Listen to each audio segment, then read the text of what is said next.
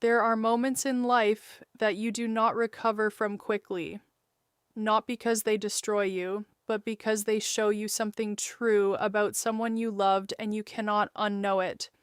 Pause.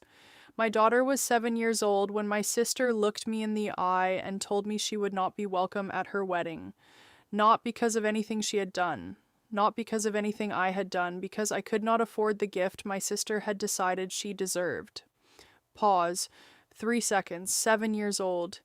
She had already picked out her dress, pink, with a little bow at the back. She had shown me in the shop window, pressing her finger against the glass. That one, Mum, that one. Pause.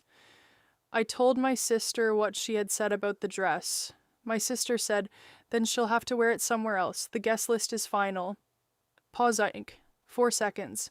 I stood in my kitchen after that phone call and I did not cry. I was too angry to cry, and I made myself a quiet promise that I would remember this moment for as long as I needed to. Long pause. This is that story, and I want you to know it does not end where my sister expected it to. If you have ever had a family member treat your child as a bargaining chip, this story is going to feel like it was written for you. Subscribe to Quietly Destroyed. Hit that like button and stay with me, because what happens in this story takes time to arrive, but when it does, it arrives completely. My name is Claire, and I need you to understand the shape of what I had with my sister before I tell you what she did. Rebecca and I grew up close, 2 years apart, same bedroom until I was 12. We shared everything: clothes, secrets, friends, the particular language that only sisters have. She was louder than me, more confident, the kind of person who filled every room she walked into and expected it to stay filled. I was quieter, steadier, but I loved her completely. The way you love someone who has been part of your life since before you understood what life was. Pause. When Rebecca got engaged to Dominic, I cried at the table when she told me. Happy tears, genuinely happy. I offered to help with everything: the venue research, the flowers, addressing invitations by hand at my kitchen table at 11 o'clock at night because her handwriting wasn't neat enough. I did all of it because I loved her, because that is what you do for someone you love. Pause. My daughter, Ella, was 7 at the time. Rebecca's only niece. She adored her aunt. Rebecca's photograph was on her bedside table. She called her every Sunday, drew her pictures, saved her pocket money to buy her birthday presents. Pause. The wedding was set for the following June, and in February, 4 months before, Rebecca called me. It started normally enough: wedding talk, final numbers, seating plans. The caterer had changed the menu, and then, very casually, as if it were nothing, Rebecca said, Claire, I need to talk to you about the gift contribution. She explained that she and Dominic had set up a wedding fund. Instead of traditional gifts, guests were asked to contribute financially. The suggested amount for close family, she said, was £2,000. I was a single mother, working part-time. I had £112 in my savings account that week. I told her honestly, I could not do £2,000. I could do 200, maybe 250 if I moved things around. I told her I was sorry. I told her I wished I could do more. I told her I would make it up to her in every other way I could. There was a silence on the line, and then Rebecca said, very quietly, very deliberately, Claire, I've had to make some difficult decisions about the guest list. We're keeping it to people who are fully contributing. I think it's better if Ella doesn't come. I asked her to repeat that. She did. Ella isn't on the final list. I hope you understand. It's just how we've had to do it. I want to tell you what I felt in that moment, but the honest truth is I'm not sure I felt anything at first. The way you don't feel a cut immediately. You look down, and then you see it, and then it starts. I told her about the dress, the pink one, with the bow at the back, the one Ella had pressed her finger against the glass to show me. Rebecca said, then she'll have to wear it somewhere else. The guest list is final. I hung up the phone. I looked out of the kitchen window. Ella was in the garden, playing with the dog, completely unaware, completely happy, and I made myself a promise that I would not cry until she was in bed. And then I kept it. I did not call Rebecca back that night. I did not send an angry message. I did not call my mother and start a war. I sat at my kitchen table after Ella was in bed, in her pink dress, as it happened, because she had insisted on wearing it to dinner that evening. And I thought very carefully about what I wanted to do. I had two options. Option one, I could fight. I could call our mother. I could create the kind of family argument that echoes for years. I could make Rebecca feel exactly what she had made me feel. Option two, I could go quiet. Attend the wedding without Ella, smile in the photographs, keep the peace, and simply remember, I chose neither.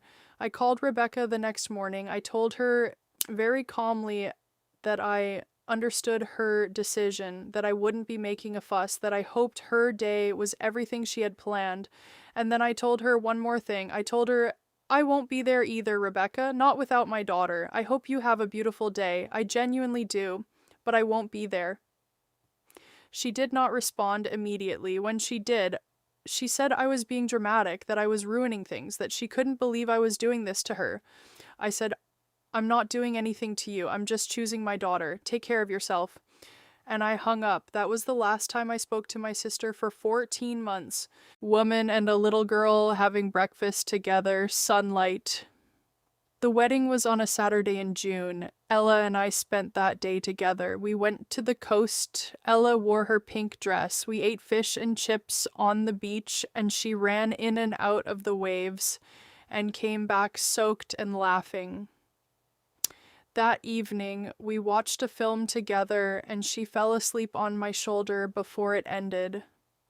And I thought, this is what I would have missed, to sit in a room where my daughter wasn't wanted. I heard about the wedding through our mother. It went ahead. It was lovely, apparently. Beautiful flowers, good food. Everyone said so. 14 months later, Rebecca called me. She and Dominic were separating. The marriage, which had cost so many people so much, was over before their second anniversary. I won't pretend I felt nothing when I heard that. I felt grief, real grief, for the sister I grew up with, for the marriage she had wanted so much, for the family we might have been if she had made different choices, but I also felt something else, something I am not ashamed of.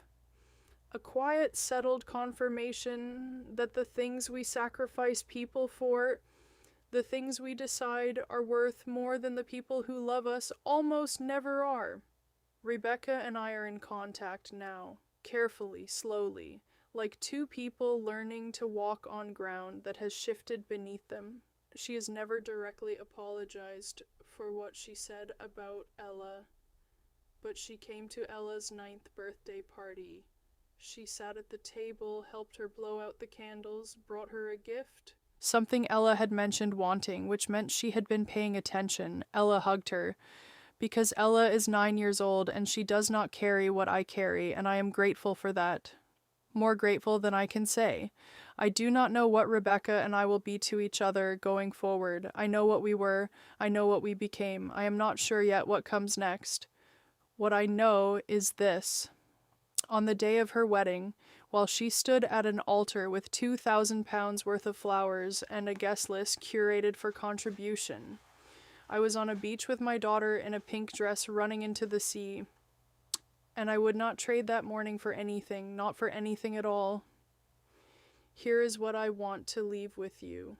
The people who put a price on your child's place at their table are telling you something you need to hear, not about money, about value, about what they believe people are worth, about where you sit in the order of things they care about. Listen to them, and then quietly, without drama, without a scene, choose your child. Every single time, choose your child.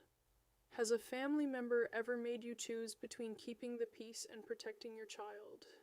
Tell me in the comments. I read every single one.